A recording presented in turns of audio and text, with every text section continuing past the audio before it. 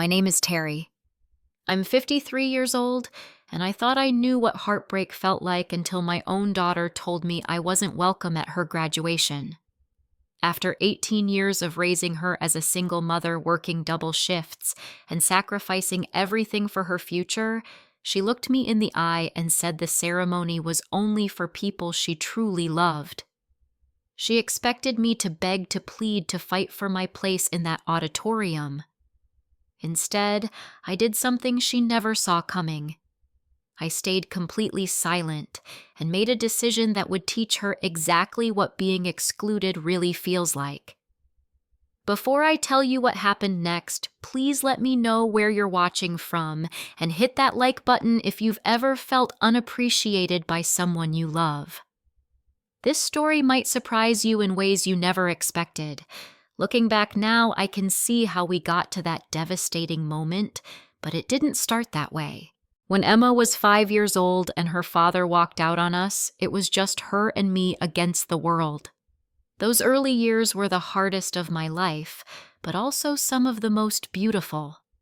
I worked 2 jobs to keep us afloat waitressing at Murphy's Diner from 6 in the morning until 2 in the afternoon, then cleaning offices downtown from 6 at night until midnight. Between those shifts, I had exactly 3 hours to be Emma's mother, and I made every minute count. We'd sit together at our tiny kitchen table, her little legs swinging from the chair that was too big for her while she told me about her day at school. Her eyes would light up when she talked about her teacher, Mrs. Peterson, or the games she played at recess. I'd help her with homework, my hands still smelling like coffee and cleaning products, but Emma never seemed to mind. Those were our golden hours.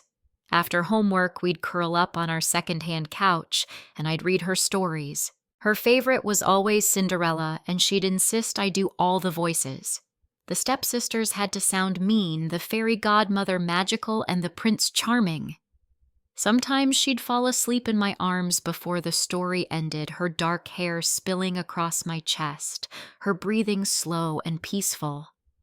On weekends when I wasn't working, we'd bake cupcakes together. Our kitchen was barely big enough for one person, but we'd squeeze in side-by-side flour dusting everything, including our clothes. Emma would stand on a step stool carefully measuring ingredients with the seriousness of a scientist. She'd always want to lick the spoon, and I'd pretend to reluctant before handing it over with a smile. Those cupcakes usually turned out lopsided and overfrosted, but Emma would beam with pride as if we'd created masterpieces. I turned down 3 different men who asked me out during those years. Good men, too. Marcus from the diner was kind and patient, always making sure I got the best shifts. David from the cleaning company brought me coffee on cold nights and never once complained when I talked about Emma nonstop. And there was Robert from Emma's school, a teacher who clearly saw something in our little family. But every time one of them got serious, I'd think about Emma's face lighting up when I picked her up from school, or how she'd run to me when she had a nightmare, and I couldn't imagine sharing that time with anyone else. Emma was my princess, my whole world, and for years she seemed to feel the same way about me. She'd introduce me proudly to her friends as the mom who made the best cupcakes and knew all the Disney songs. She'd braid my hair while I folded laundry and tell me I was the prettiest mom in the whole school. When other kids talked about their fancy vacations or expensive toys, Emma would just shrug and say she had the best mom and that was enough for her. But children grow up, and somewhere around Emma's 13th birthday things began to shift. The change was so gradual, I almost didn't notice it at first. She started spending more time in her room, claiming she had too much homework to hang out. The bedtime stories stopped because she was too old for them. The cupcake baking became embarrassing because her friends might think it was childish. Slowly, steadily, my little princess was becoming someone I barely recognized. The real trouble started when Emma turned 16 and began dating Tyler Morrison. The Morrison family lived in the wealthy part of town, in one of those sprawling houses with perfect lawns and 3-car garages. Tyler's father owned a chain of car dealerships, and his mother was some kind of real estate mogul. They had everything I couldn't give Emma: money, status, connections, and a lifestyle that made our little apartment look shabby in comparison. I first met Tyler when he came to pick Emma up for homecoming.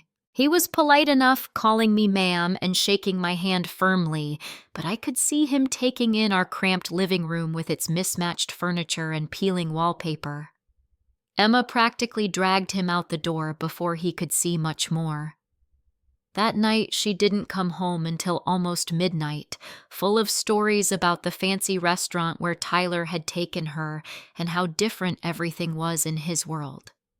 As their relationship deepened, Emma's attitude toward our life together grew increasingly cold. She started making comments about our apartment being too small, about my work uniforms, being embarrassing, about how we never went anywhere nice like Tyler's family did. When I gently reminded her that I was doing my best and that money was tight, she'd roll her eyes and mutter something about other families managing just fine. The first real fight happened on a Thursday evening in October. I had just gotten home from my day shift at the diner, still wearing my pink uniform with my name tag crooked and a coffee stain on my sleeve. Emma was getting ready for a school event, some kind of academic showcase where parents were invited to see student presentations. She'd been preparing for weeks, working on a project about marine biology that she was genuinely excited about. I was rushing to change clothes when Emma appeared in my bedroom doorway, arms crossed, expression dark. "You can't go like that," she said, gesturing at my uniform. "Everyone else's parents dress normally. Why can't you just wear something nice for once?" The words hit me like a slap.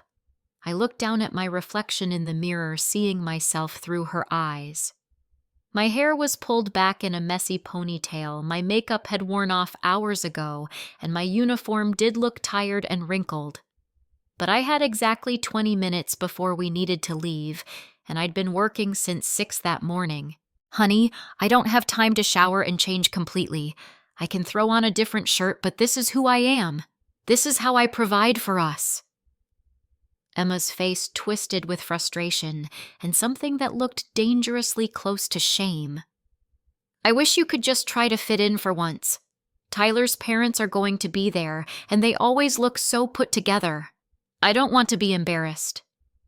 That word embarrassed hung in the air between us like a toxic cloud. I felt something crack inside my chest. "I'm sorry my work embarrasses you, Emma, but this job puts food on our table and keeps the lights on." "I know that," she snapped back. "But other moms have real jobs, professional jobs. They wear nice clothes and drive decent cars and don't smell like coffee all the time. I just wish I had a normal family like Tyler's." The silence that followed was deafening. Emma's eyes widened slightly as if she realized she'd gone too far, but she didn't take the words back. I stood there in my coffee-stained uniform, feeling smaller than I had in years. All those nights I'd come home exhausted, but still made time to help with homework. All those weekends I'd worked extra shifts to pay for school supplies and clothes. All those sacrifices I'd made without complaint, they all seemed to evaporate in the face of her wish for a different mother. I went to that showcase wearing a clean blouse and my best pair of jeans, but Emma barely spoke to me the entire evening. She stood with Tyler and his parents laughing at their jokes and basking in their attention, while I sat alone in the back row, feeling like an unwelcome intruder in my own daughter's life. Senior year arrived with all the excitement and pressure that comes with impending adulthood. Emma was accepted to State University with a partial scholarship, though we'd still need to cover room board and other expenses. I'd been secretly saving every spare dollar for years, adding to a college fund that Emma knew nothing about. It wasn't much, but combined with her scholarship and some student loans, it would be enough to give her the education I'd never had. The graduation planning meeting started in February. As one of the few single parents attending, I felt out of place among the couples in their matching sweaters and expensive watches. Most of the other mothers didn't work, or if they did, it was in offices where they could dress professionally and leave at reasonable hours. They talked casually about graduation parties that cost more than I made in a month, and college preparations that required shopping trips and decorator consultations. I sat quietly in the back row of the school auditorium, taking notes about deadlines and requirements, trying to ignore the whispered conversations around me. Emma had specifically asked me not to sit with her, claiming she needed to focus on what the guidance counselor was saying, but I could see her 3 rows ahead laughing with Tyler and his parents as if they were her real family. Mrs. Morrison, Tyler's mother, was everything I wasn't. Her hair was professionally styled, her clothes clearly expensive, and she had the kind of confident posture that comes from never having to worry about money. When she spoke, people listened. When she laughed, others joined in. She was the kind of mother Emma clearly wished she had, and watching them interact made my stomach twist with an emotion I didn't want to name. After the meeting, most families gathered in the lobby to continue their conversations. I was heading toward the exit when Emma caught up with me, her face flushed and her expression serious. "Mom, can we talk privately for a minute?" We stepped outside into the cool February evening, and Emma wrapped her arms around herself, not making eye contact. "I've been thinking about graduation," she began, her voice carefully controlled. "It's supposed to be the happiest day of my life, and I want everything to be perfect." "Of course you do, sweetheart. It's a huge milestone. I'm so proud of you." Emma's jaw tightened slightly. "That's just it, Mom. I think it might be better if you don't come to the ceremony." The words didn't register at first. I stared at her, waiting for the punchline or the clarification, but her expression remained serious. "I'm sorry. What did you just say?" "I said I think you should skip my graduation. It's going to be really crowded and tickets are limited, and Tyler's whole family wants to come, including his grandparents and aunt and uncle. They've been planning this for months." My mouth felt dry.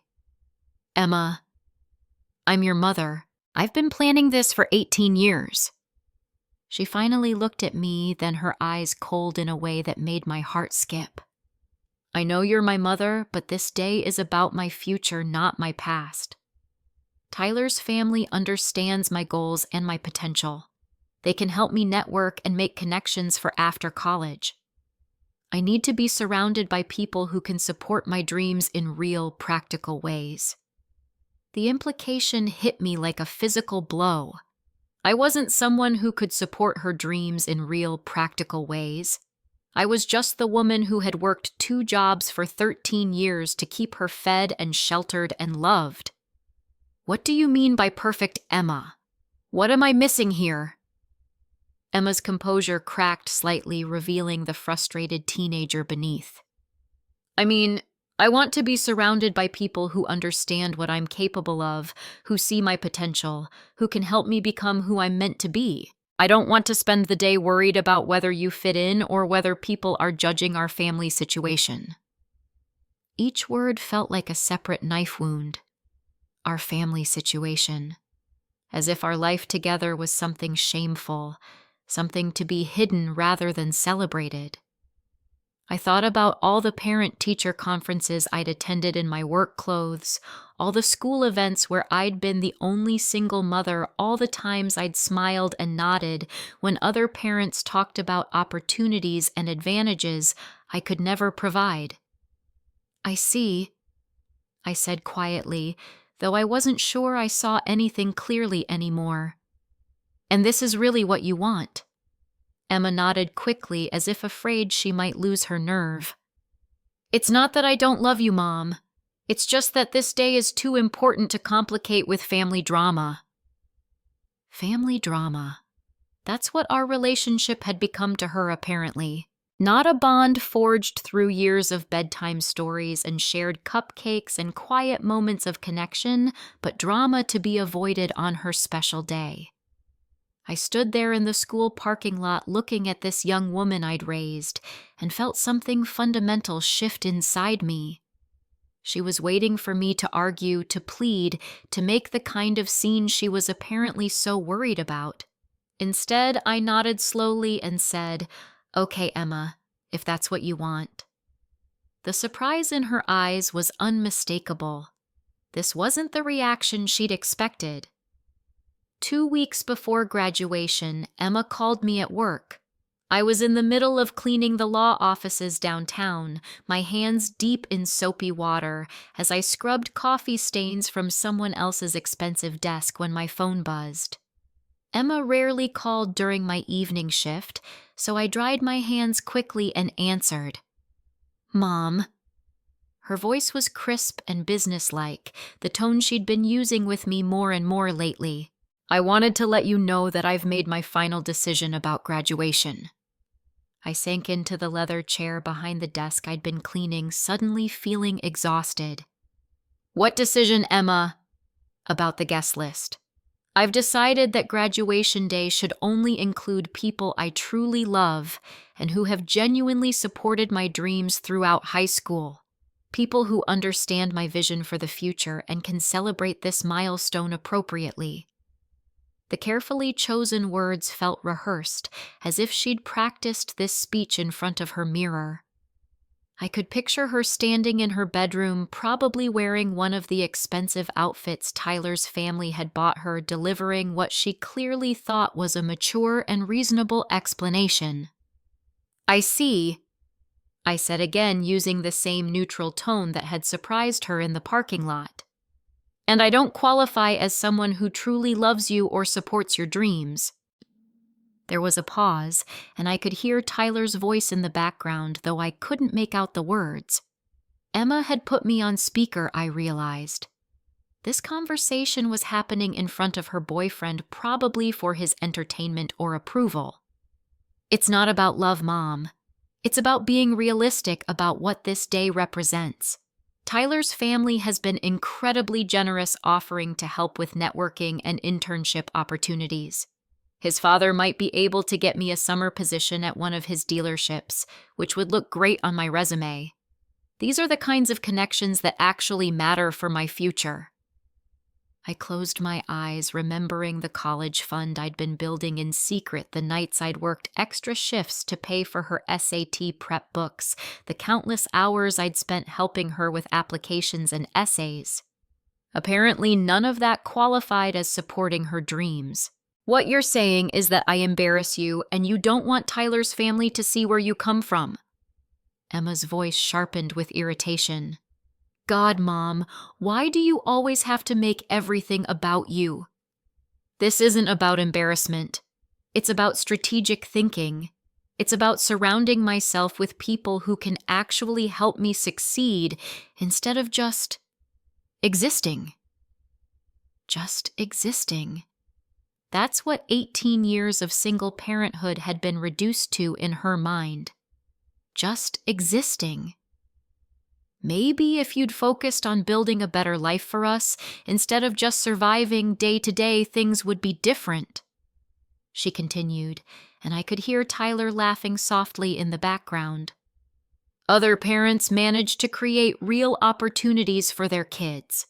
They planned ahead and made smart choices instead of just reacting to whatever crisis came up." The words hung in the air like poison gas. Every sacrifice I'd made, every opportunity I'd turned down to focus on her well-being.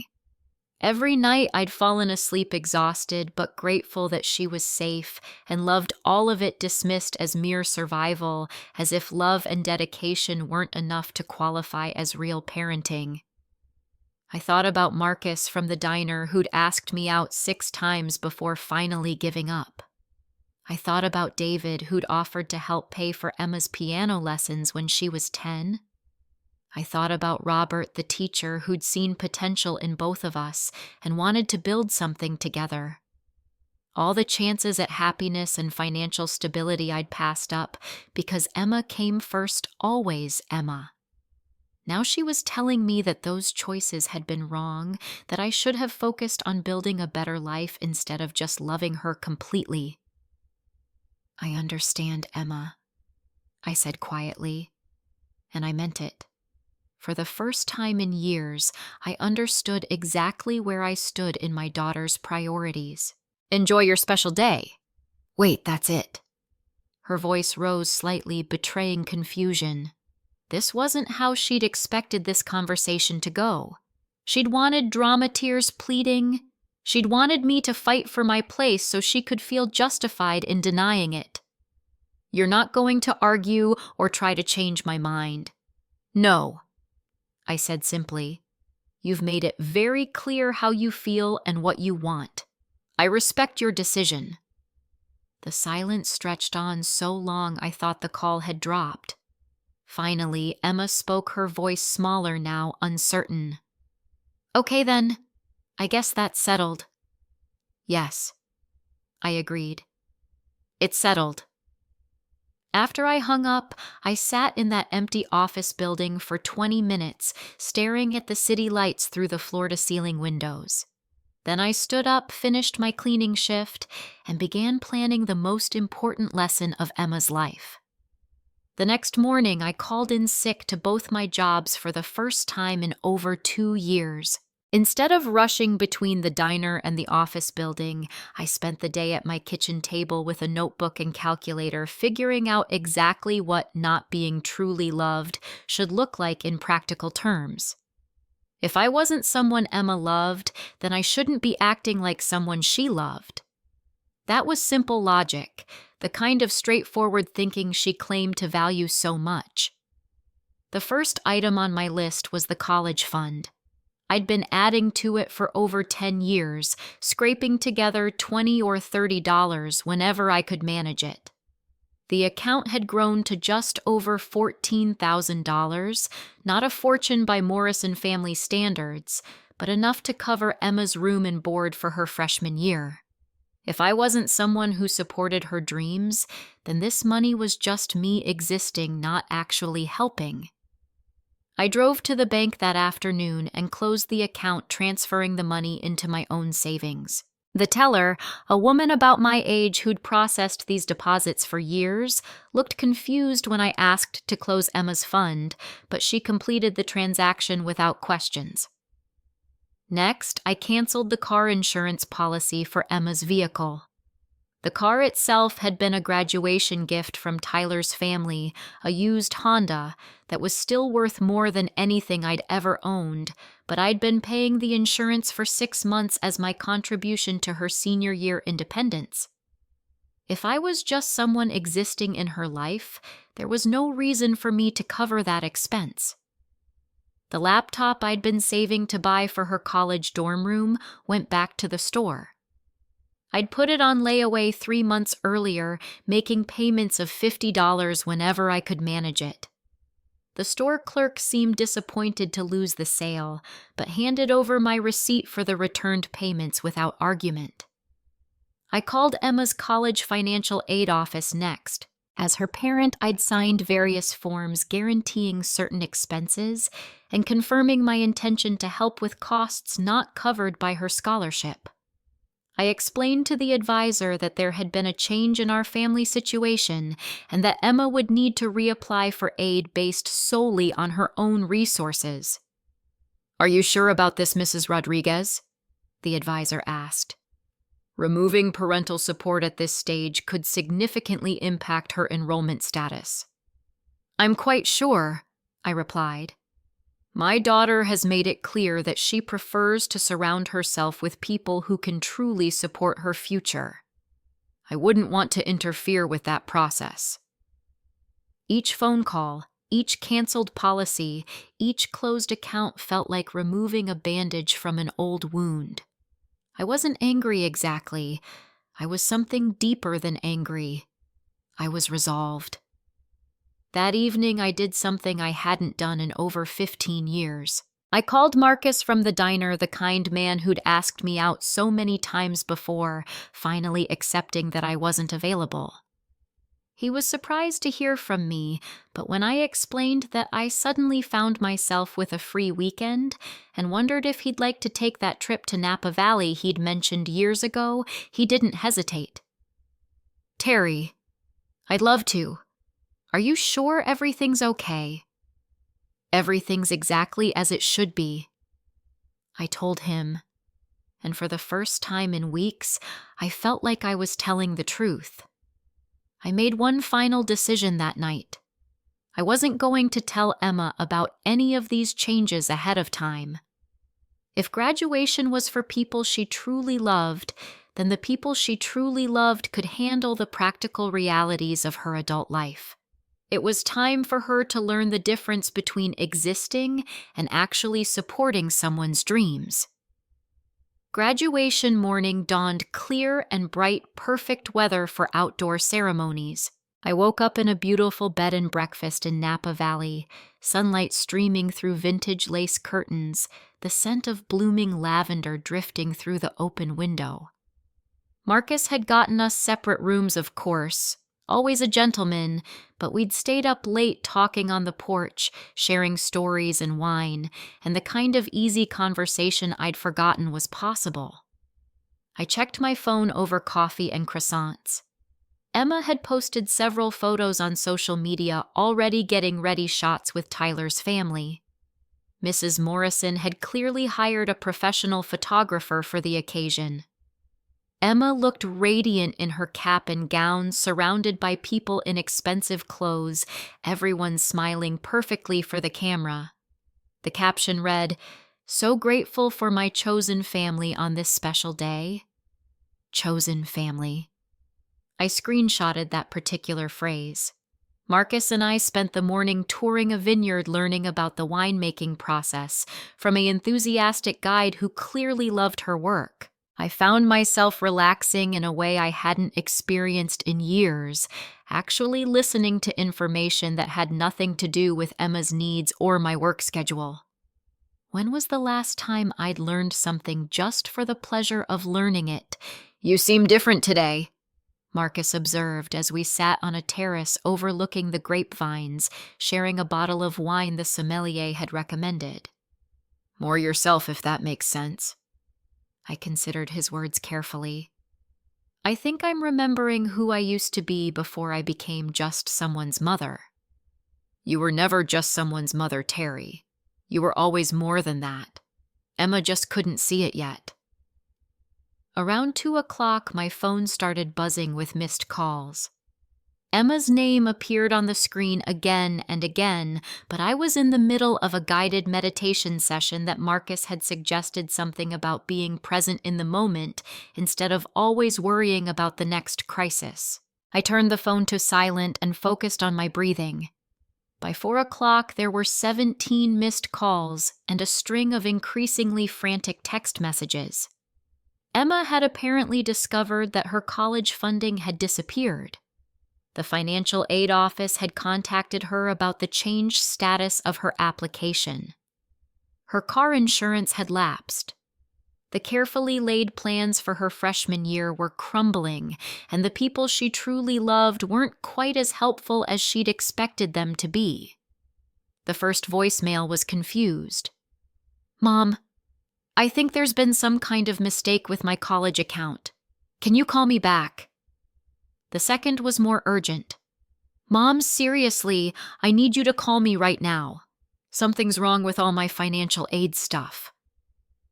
By the fifth message, panic had set in. "Mom, where are you? Why aren't you answering your phone? Tyler's dad says there might be forms you need to sign, but we can't find any of the paperwork, and the college is saying something about parental support being withdrawn. This doesn't make any sense." The final voicemail came just after 6:00. Emma's voice small and shaky in a way I hadn't heard since she was little. "Mom, please call me back. I know you're mad about graduation, but this is important. I think I really messed up and I don't know how to fix it.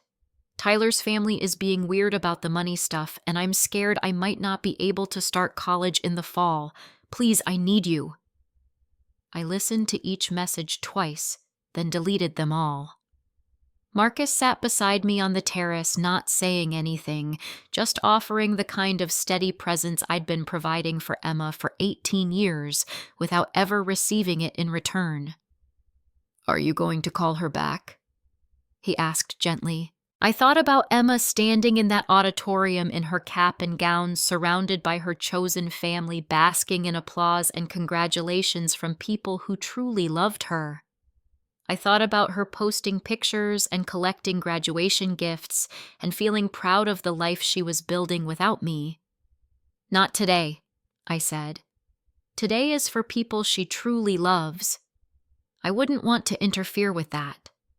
The sun was setting over the vineyard, painting everything in shades of gold and amber. For the first time in 18 years, I was exactly where I wanted to be, doing exactly what I chose to do with someone who valued my company without expecting me to sacrifice everything for the privilege. It was, I realized, a perfect day. When I returned home Sunday evening, Emma was sitting on my front steps. She looked smaller than I remembered younger. Her graduation gown wrinkled and her makeup smudged from crying. The confident young woman who'd dismissed me so casually 2 weeks earlier was nowhere to be seen. "Mom," she said, standing up as I approached with my overnight bag. "I've been waiting for hours. Where were you?" "I was in Napa Valley," I replied calmly, fishing my keys out of my purse. "Having a lovely weekend with Marcus. You remember Marcus from the diner? He's been asking me out for years, but I was always too busy being someone's mother to accept." Emma followed me inside, her voice rising with desperation. "Mom, we need to talk about what happened with my college stuff. Everything's messed up. The financial aid office says you withdrew support, my car insurance got canceled, and Tyler's family is saying they can't help as much as they thought they could." I set my bag down and turned to face my daughter, really looking at her for the first time in months. Without her confident mask, she looked exactly like the little girl who used to fall asleep in my arms during bedtime stories. But that little girl had grown into someone who found me embarrassing. Someone who thought 18 years of love and sacrifice amounted to just existing. "I don't understand why you're confused, Emma. You made it very clear that graduation was for people you truly love and who genuinely support your dreams. I'm obviously not in that category, so I thought it was important to stop pretending otherwise." Emma's face crumpled. "I didn't mean it like that. You know you're my mom. Of course I love you." "Do you?" I asked quietly. "Because love isn't just a word, Emma. It's respect and appreciation and recognition. It's not being ashamed of someone who's given up everything for your happiness. It's not calling their sacrifices just existing." I was stressed about graduation and college and trying to fit in with Tyler's family. I said things I didn't mean. I walked to the kitchen and put the kettle on, needing something to do with my hands. Emma followed, hovering in the doorway like she was afraid to come too close. "Here's what I think happened," I said, pulling 2 mugs from the cabinet. "You got so caught up in Tyler's world that you forgot where you came from. You started seeing our life through their eyes instead of your own. You decided I was an embarrassment instead of the woman who worked 2 jobs for 13 years so you could have opportunities I never had." Emma was crying now, tears streaming down her cheeks. "I know I was horrible. I know I hurt you, but I didn't think you'd actually leave me to handle everything alone." "Why not? You said graduation was for people who could actually help you succeed instead of just existing. Tyler's family should be able to handle all those practical details you were so worried about." "They're not," Emma whispered. "Tyler's dad said college funding was a family responsibility and they couldn't get involved. His mom suggested I apply for more student loans. They all acted like it wasn't their problem once they realized you weren't going to take care of everything anymore. The kettle whistled, and I poured hot water over chamomile tea bags, the same ritual I'd performed countless times when Emma was younger and needed comfort. But this time, I didn't automatically offer her the first cup. So they were happy to be your chosen family for the celebration, but when it came time for actual support, suddenly you were on your own. Emma nodded miserably. I was so stupid. I thought if I could just be part of their world, everything would be easier. I thought having successful, wealthy people around me would make me successful too. And what did you learn? She was quiet for a long moment, staring at her hands. I learned that people who really love you don't abandon you when things get complicated. I learned that you've been doing everything for me my whole life, and I never even said thank you. I learned that I hurt the one person who actually deserved to be at my graduation. I handed her a mug of tea finally and watched her wrap her hands around it like it was an anchor. What else did you learn? I learned that being embarrassed of someone says more about me than it does about them. I learned that Tyler and his family only liked me when they thought I came with benefits. And I learned that I don't actually know how to be an adult because you've been taking care of everything my whole life, and I never appreciated it. We sat at the kitchen table where we'd shared so many conversations over the years, but this felt different. Emma wasn't my little girl anymore, and I wasn't just her mother. We were two women having an honest conversation about respect and consequences and the real meaning of love. I don't know if I can fix this, Emma said quietly. I don't know if you can ever forgive me for what I said or if there's any way to undo the damage I caused. I sipped my tea, considering her words carefully. The hurt was still there, deep and real, but underneath it was something else. Relief, maybe? Or possibility. Forgiveness isn't the issue, Emma. The issue is whether you understand what happened here and why it can't happen again. I do understand. I think I finally understand everything. Then here's what's going to happen, I said, setting down my mug and looking directly into her eyes. You're going to get a job this summer. A real job, not an internship that Tyler's family arranges for you. You're going to learn what it feels like to work for money and to have respect for people who do jobs you think are beneath you. Emma nodded quickly. Okay. Yes, I can do that.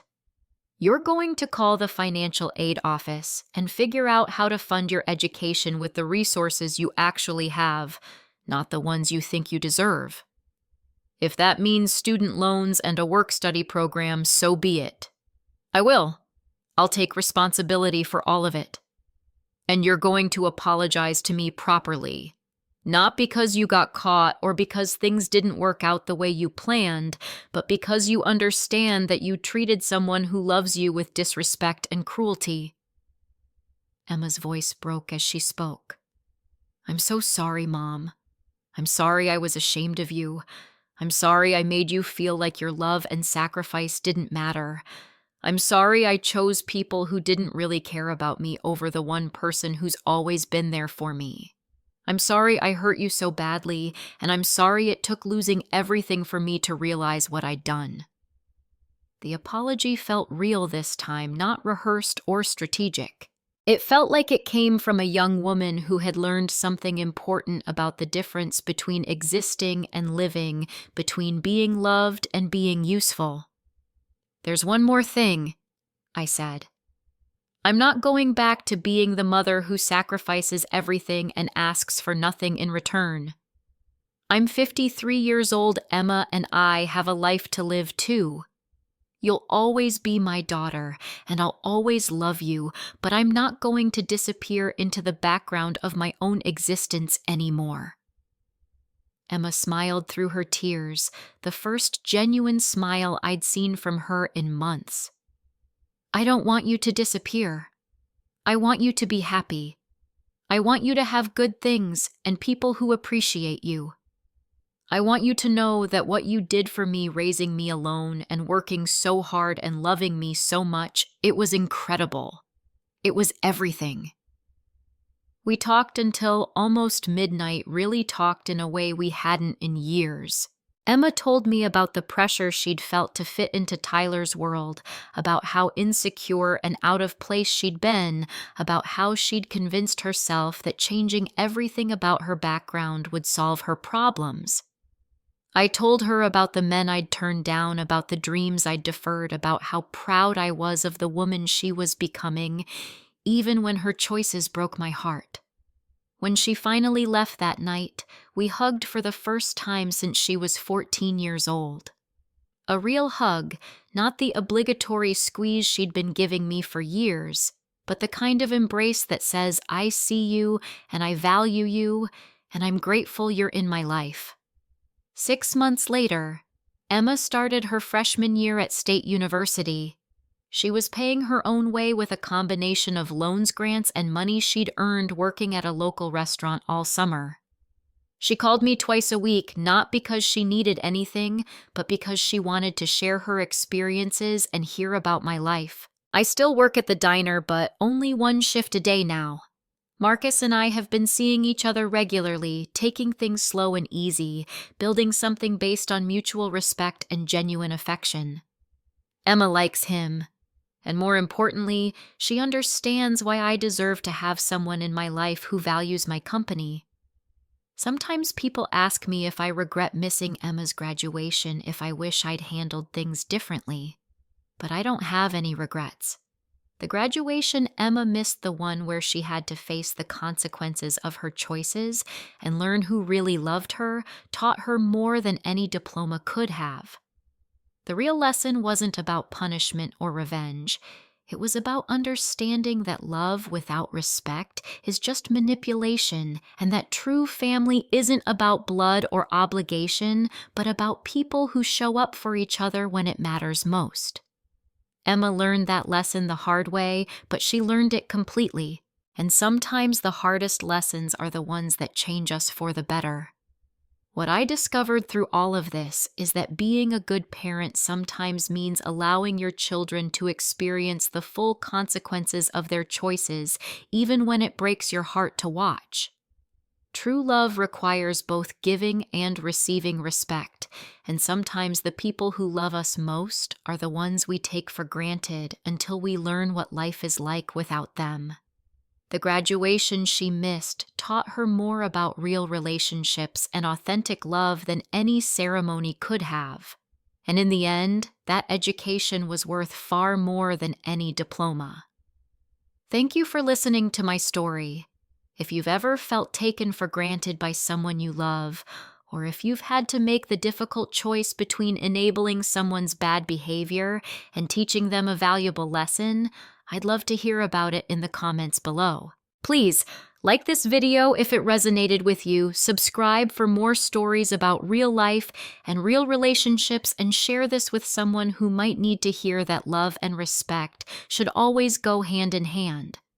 Remember, the people who truly love you will never make you feel ashamed of who you are or what you've sacrificed to help them succeed. Take care, and I'll see you in the next story.